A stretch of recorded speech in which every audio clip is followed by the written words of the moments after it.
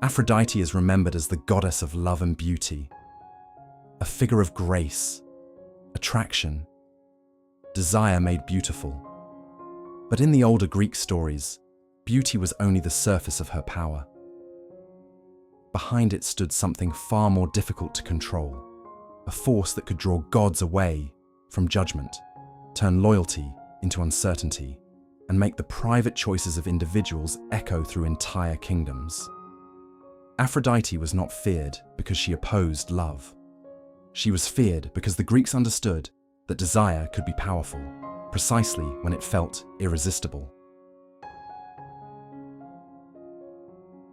So why did Greek mythology imagine desire not as a private feeling, but as a power capable of unsettling gods, loyalties, and kingdoms? The question matters because Aphrodite is not a marginal figure in Greek tradition. She appears wherever attraction becomes consequence, wherever beauty creates competition, and wherever human beings discover that wanting something can change what they believed they valued most. And one of the earliest surviving poetic traditions about her makes that power unmistakable. In the Homeric Hymn to Aphrodite, she is introduced not simply as beautiful, but as the one who awakens desire among gods and mortals. Only 3 goddesses are named as outside her persuasion: Athena, Artemis, and Hestia. The others are not described as safely beyond her reach. Not even Zeus. That is the first clue. Aphrodite's ancient power was never confined to romance. But if desire could disturb even the ruler of the gods, what happened when it entered marriages, royal households, and the fragile alliances of the human world?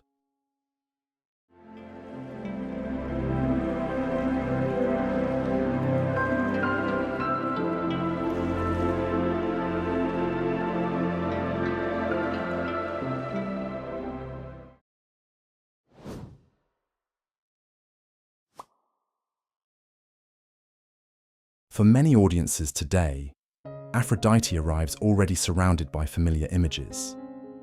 She rises from the sea. She carries beauty, attraction, elegance, and romance. In Roman tradition, she becomes Venus, a figure whose image would later shape sculpture, painting, poetry, and ideals of feminine beauty for centuries. None of this is false. Love, beauty, and desire genuinely belong to Aphrodite's identity. But the version most easily remembered is also the safest version. Aphrodite as an icon of beauty is easier to admire than Aphrodite as a power that cannot always be contained. Easier to place in marble than to confront as an idea. Because the older traditions did not merely ask why people fall in love. They asked what happens when desire becomes stronger than caution, loyalty, reputation, or order itself.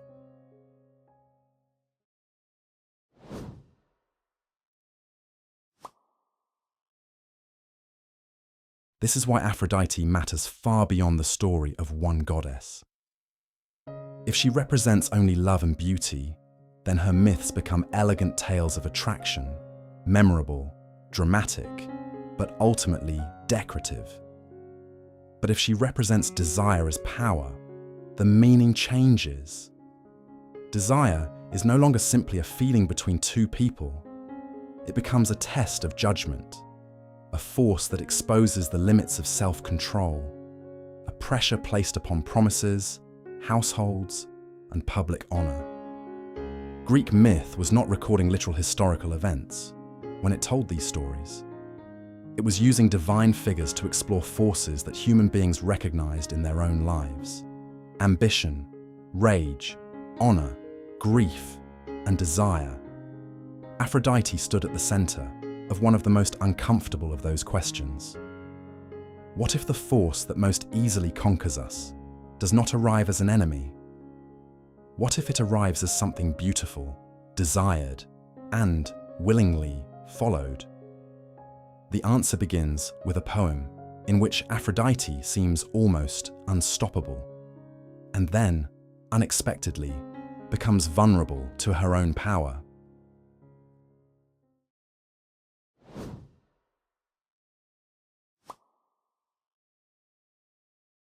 The Homeric Hymn to Aphrodite does not open by presenting her as a distant symbol of ideal beauty. It presents her as an active force. She awakens desire in the gods. She subdues mortal human beings. Her influence extends through the living world. And among the divine community, only Athena, Artemis, and Hestia are explicitly described as beyond her power. Then the hymn turns to Zeus. The most powerful ruler in the divine order is not portrayed as immune. Aphrodite can draw his desire toward mortal women, creating unions that cross the boundary between immortal and human lives. In other words, her power disrupts categories. It reaches across distance, hierarchy, and authority. But then the poem changes direction. Zeus causes Aphrodite herself to desire a mortal man, Anchises, a Trojan herdsman on Mount Ida. Suddenly, the goddess who had exposed the vulnerabilities of others experiences the same force within herself. She approaches Anchises in disguise. She conceals her identity. And when the encounter is over, the balance of power no longer feels simple. Anchises is afraid when he realizes who she is. Aphrodite, meanwhile, understands that she can no longer mock the other gods for being drawn toward mortals. She too has been caught inside the domain she governs. This is not a story in which desire belongs neatly to the weak, while power belongs to the strong. The hymn suggests something more unsettling. Desire can rule across every boundary, even the boundary between the one who commands it and the one who experiences it. And Mount Ida, where Aphrodite meets Anchises, will become important again. Because in another tradition, that same landscape becomes the setting for a choice that moves desire out of a private encounter and toward the fate of kingdoms.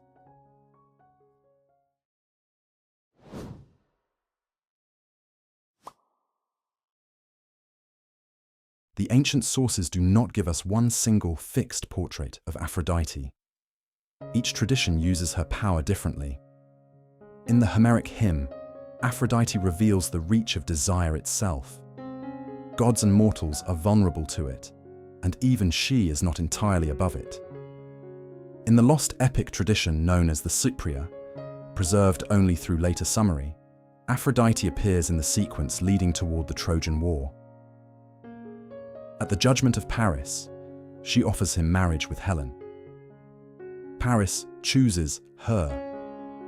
Ships are prepared. Hospitality is crossed by divided loyalty. And Aphrodite brings Paris and Helen together. This tradition does not mean Aphrodite alone caused the Trojan War.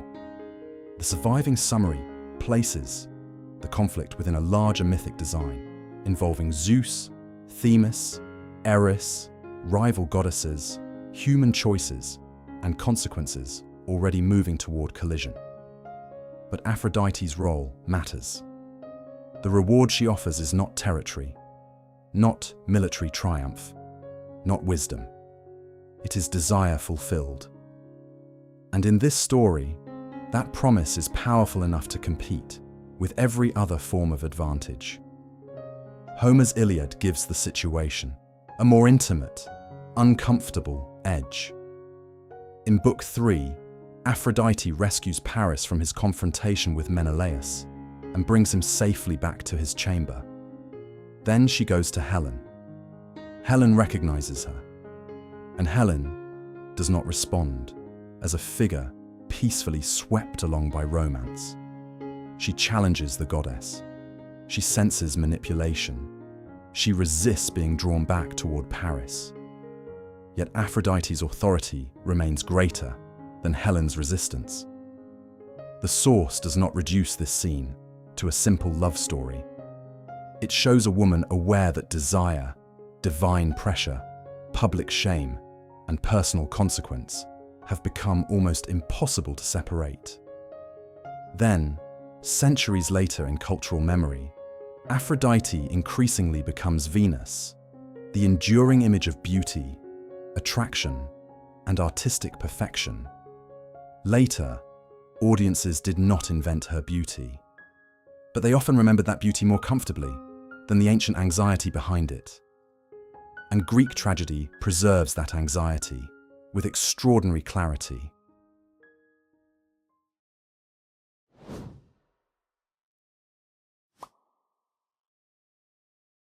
In Euripides Hippolytus, Aphrodite appears at the beginning of the play and announces her own authority. She honors those who recognize her power. She opposes those who dismiss it. Hippolytus has devoted himself to Artemis and rejected Aphrodite's sphere. In the drama, his refusal is not treated merely as personal discipline. It becomes an offense against a power he refuses to acknowledge. What follows is framed through a destructive entanglement of desire, restraint, honor, reputation, and divine rivalry. Modern readers may hesitate before accepting the play's divine logic, and rightly so. Greek tragedy is not a simple moral handbook. It is a dramatic world in which competing values can become impossible to reconcile. But this is the turning point. Aphrodite is not threatening because Greek stories thought beauty was false or love was meaningless. She is threatening because the force she represents can remain beautiful while becoming overwhelming. In the Homeric Hymn, desire reaches Zeus and Aphrodite herself. In the Trojan tradition, it becomes entangled with a royal marriage and a war remembered across centuries. In Hippolytus, it becomes a power that neither proud rejection nor private restraint can safely contain. The contradiction is not that Aphrodite has a beautiful side and a dangerous side. The contradiction is that, in these stories, they are the same power.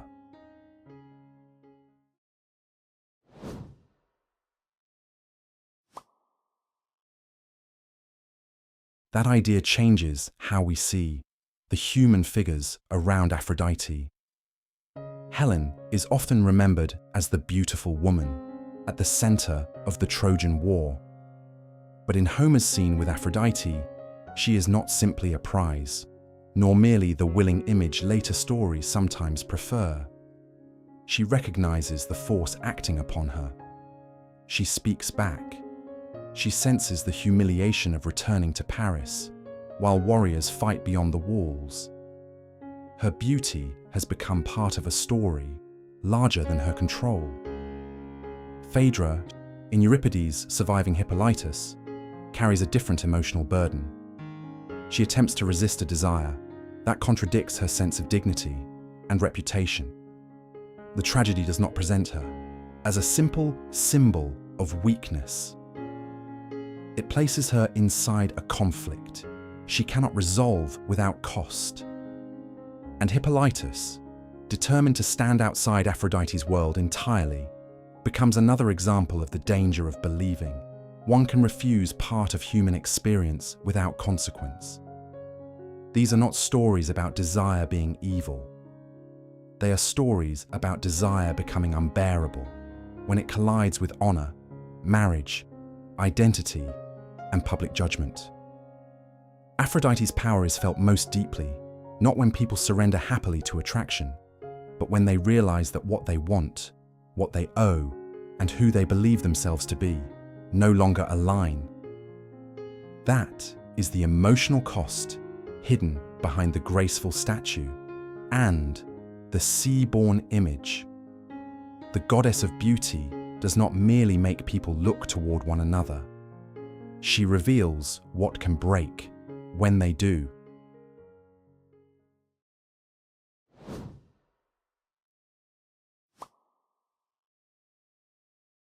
One possible reading of Aphrodite's ancient role is that Greek tradition understood desire as a form of power because it does not need armies, laws, or commands to change the world.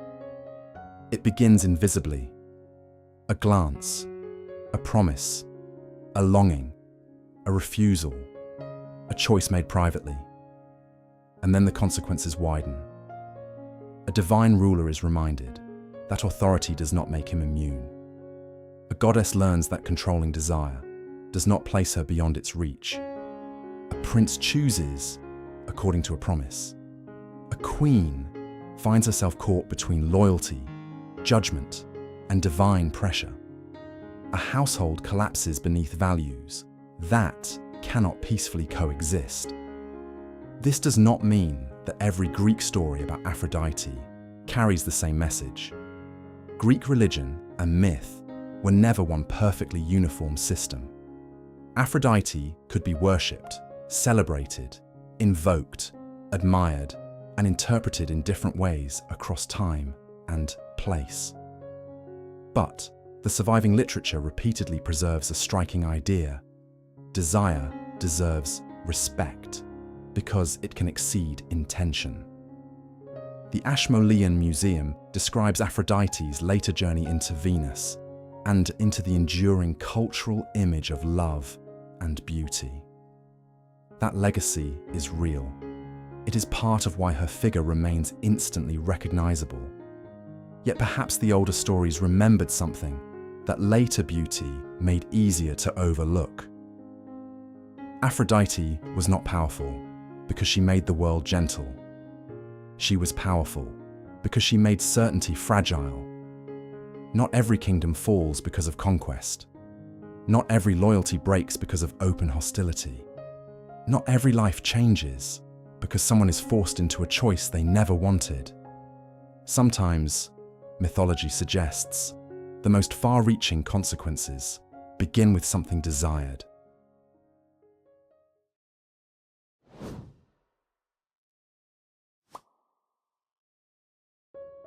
Aphrodite survives in marble, painting, poetry, and memory as one of the most beautiful figures of the ancient world. And perhaps that is fitting, because the Greek stories never needed her power to look frightening. They understood that desire is most powerful when it arrives as beauty, hope, admiration, or the promise of fulfillment. In the Homeric Hymn, even gods are not entirely beyond its reach. In the Trojan tradition, desire becomes entangled with loyalty and the fate of kingdoms. In tragedy, it exposes the fragile border between self-command and consequence. The ancient sources do not give one simple verdict on Aphrodite. They leave something more difficult behind: the suggestion that desire can create connection, beauty, devotion, and meaning, while also testing everything people believe they control. So perhaps the real question is not why the Greeks imagined Aphrodite as powerful. Perhaps it is why later generations found it easier to remember her beauty than the warning carried within it. If the forces that change our lives most deeply do not always arrive as enemies, but as the things we most willingly follow, how certain are we that we would recognize Aphrodite's power any better than the figures in her stories did?